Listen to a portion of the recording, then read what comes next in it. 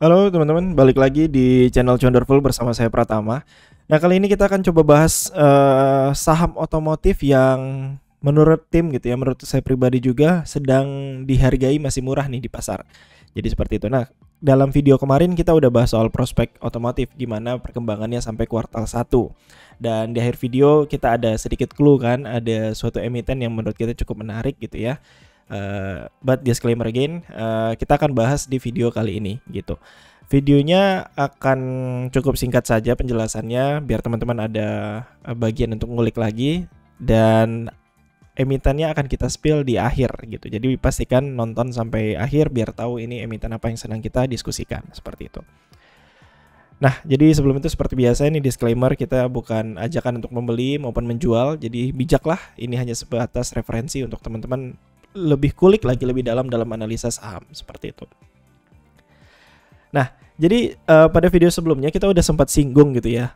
Kalau kita berbicara soal sektor, kita jangan lupakan yang namanya strategi pick and shuffle play, atau yaitu suatu strategi investasi dengan memanfaatkan efek turunan dari boomingnya suatu sektor tertentu. Jadi misalnya ada satu sektor, misalnya batu bara gitu ya, batu bara booming, ya kita tidak bisa atau sebaiknya gitu ya tidak melihat di satu sisi aja gitu. Oh, ternyata yang sektor batu bara booming, ya batu bara aja yang booming. Tidak, ada lagi sektor turunannya mungkin ya, sebagai kontraktor batu bara mungkin gitu kan, dari sisi pengangkutan mungkin. Nah, seperti itu yang kita berpikir dari sisi pick and shuffle play.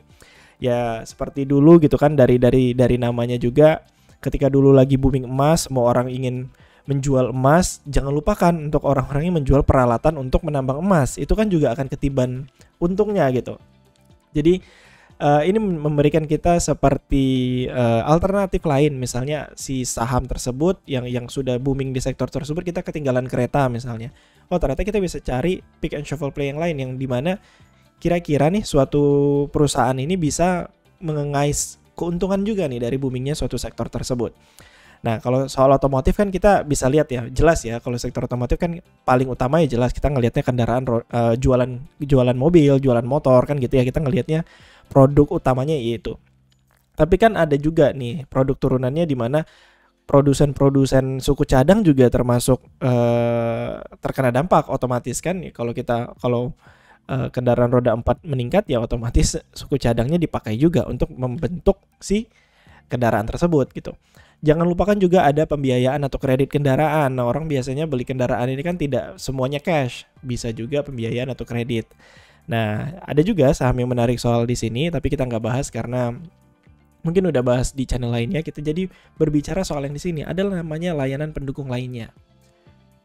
Nah, jadi waktu data di video kemarin kita ada sertakan data production, ada data sell secara impor gitu kan, secara ekspor berapa. Nah, jadi makanya kita bawa di suatu case di sini. Oh, ternyata ada loh emiten yang terkait juga dengan emiten otomotif, tapi dia sifatnya layanan pendukung, bukan jualan mobil langsung, bukan jualan motor langsung. Seperti itu, dan kinerjanya cukup baik gitu, karena terkena oleh dampak membaiknya sektor ini gitu loh. Nah, jadi kita coba bahas segmen tersebut pada saat ini. Kita beri judul si company ini adalah cash rich company. Ini yang menyebabkan kita cukup, wah ini lumayan juga nih emitennya, seperti itu. Ada cerita nih di baliknya. Nah, ini kita akan coba bahas seperti itu. Jadi untuk kondisi ya teman-teman, untuk kondisi fundamental perusahaan ini sendiri, pertama kita lihat dulu kinerja terkininya. Jadi pada kuartal 1 2023, iya dia sejalan dengan emiten properti lainnya ternyata.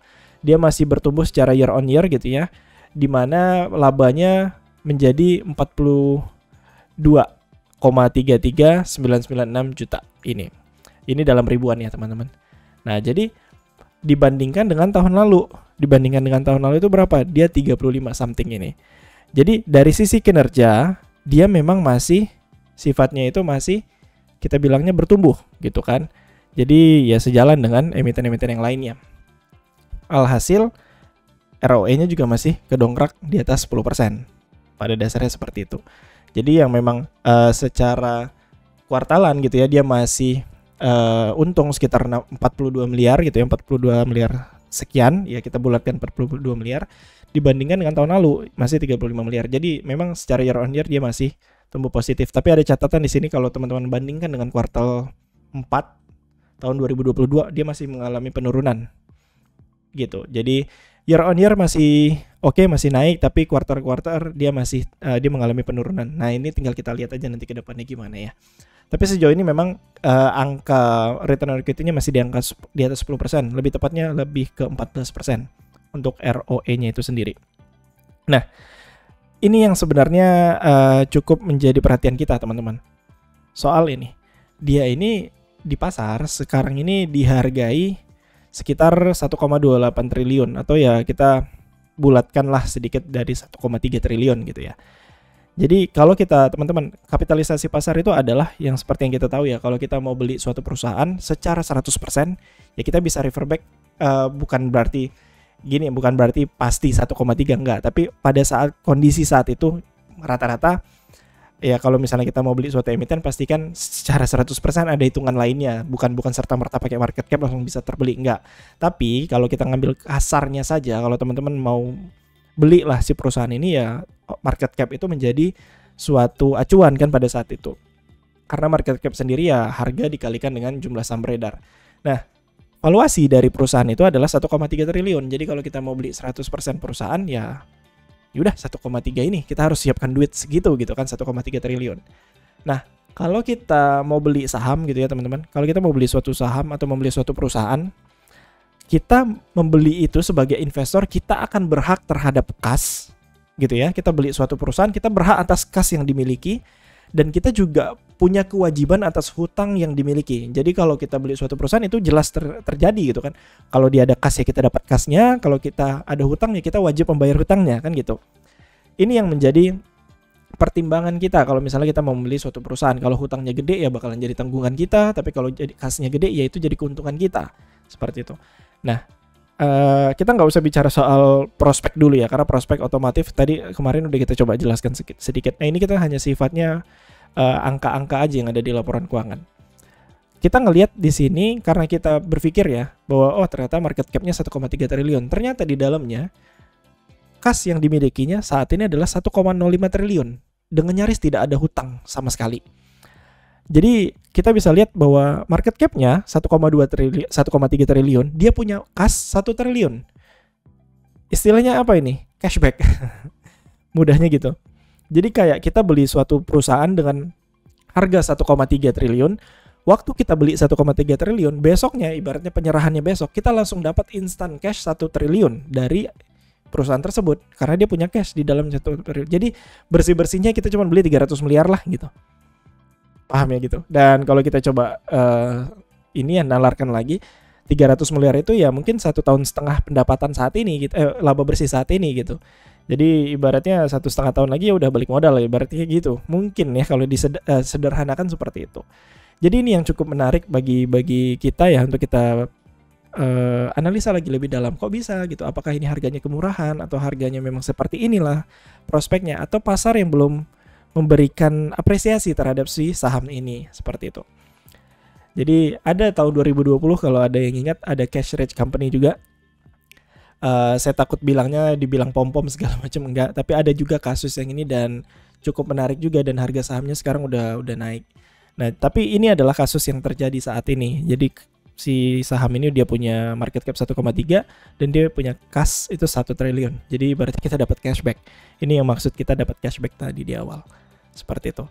Nah, pergerakan harga sahamnya juga sejak IPO cenderung turun lalu sideways beberapa tahun belakang ini ya, 2 tahunan ya, 1 tahun 2 tahun ya, hampir 3 tahun lah. Dan belakangan ini udah mulai coba keluar dari zona sideways, tapi kita nggak tahu nih apakah dia bisa balik lagi atau tidak. Jadi secara tren ya dia tidak buruk-buruk banget, tidak downtrend. Semoga aja dengan kinerjanya meningkat ya bisa diikuti oleh pergerakan harga sahamnya meningkat kan, seperti itu. Tapi tetap analisa kembali, bisa aja ini kan area sideways-nya dia balik lagi ke bawah, seperti itu. Bisa saja itu terjadi. Jadi secara fundamental kita bisa ngelihat bahwa ternyata perusahaan ini ada hal menariknya karena dia punya cash yang sangat banyak gitu kan dibandingkan dengan valuasinya di pasar, dan juga dari sisi teknikal ya tidak jelek, juga uptrend banget ya belum gitu. Jadi ya dari kalau kita yang mengilhami gitu kan dari sisi hybrid strategi di mana ada fundamental bagus dengan teknikalnya juga oke gitu, tidak bagus, tidak jelek-jelek banget gitu ya teknikalnya. Ya ini bisa kita jadikan suatu watchlist untuk kita perdalam gitu kan analisanya. Seperti itu. Nah, jadi pertanyaannya sekarang perusahaan apakah ini? Jadi seharusnya teman-teman udah kebayang nih, oh ini ada chartnya, ada ini. Tapi kita coba spill sedikit lah satu-satu. Nah ini. Jadi ini perusahaannya secara company profile, di mana mayoritasnya dipegang oleh BUMN, PT Pelindo, gitu ya teman-teman.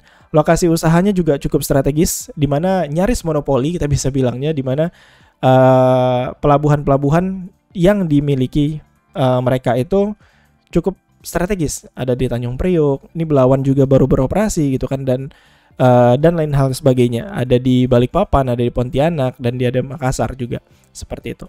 Dan mereka itu menyediakan jasa terminal teman-teman. Jadi kalau kita mau ekspor impor dari suatu mobil gitu kan, suatu kendaraan, otomatis kita perlu masuk ke suatu terminal kendaraan tersebut untuk dilakukan bongkar muat, untuk dilakukan pengecekan. Yang ini ada stiff dooring, cargo dooring dan lain sebagainya.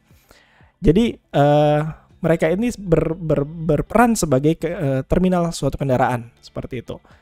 Jadi bongkar muat dan lain sebagainya. Itulah yang mereka kerjakan, itulah layanan yang mereka berikan gitu.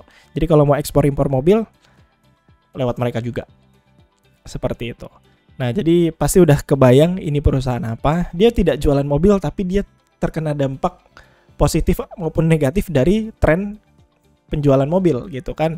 Jadi kalau misalnya penjualan mobil meningkat gitu kan, ekspor meningkat, impor meningkat, ya dia terkena dampaknya gitu kan, karena melewat sana ada biaya jasanya gitu kan. Kalau misalnya menurun ya seperti Covid kemarin, tidak ada transaksi dagang keluar, produksi juga menipis gitu ya, mereka juga akan terkena dampaknya seperti itu.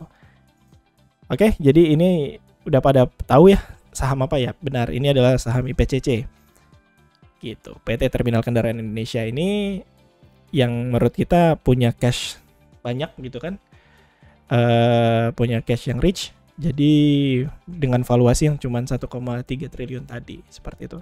Jadi PCC Indonesia Kendaraan Terminal inilah yang jadi pembahasan kita pada video kali ini, seperti itu. Oke teman-teman, mungkin itu aja penjelasan. Menurut teman-teman gimana? Menarik apa tidak? Kita belum berbicara risikonya, jadi video ini sangat disimplifikasi, harus dianalisa lagi kalau teman-teman mau lebih dalam lagi ya. Kita belum bahas risiko, prospek dan lain sebagainya.